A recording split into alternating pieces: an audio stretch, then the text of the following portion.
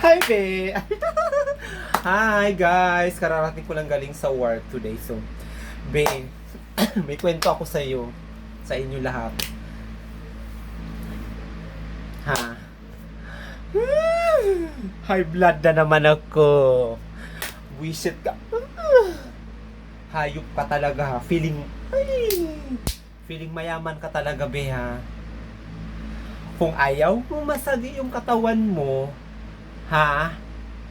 Dapat nagbili ka na lang ng helicopter para mag-isa ka lang sa loob ng sasakyan mo. Hindi yung sinapak mo pa ako patalikod, hayop ka, demonyeta ka, mamatay ka na, hayop ka. Ang pangit ng ugali mo, feeling mo naman may-ari ng bus, punyeta ka, hayop ka. Kala mo naman kaganda-ganda mo, mas maganda pa rin ako sa'yo. Hindi na lang kita pinatulan, be, kasi babae ka. Nire-respeto ko yung pagkababae mo, pero yung ang arte-arte mo na, alam mo naman sa bus na siksikan sa bus, tapos gabiga-biga yung bilat mo. Diyos ko po, Lord, na-stress ako sa'yo, te. Feeling mayaman, mata pobre, hindi ka man mayaman. Kung mayaman ka, be, ba't ka nagbabas, be?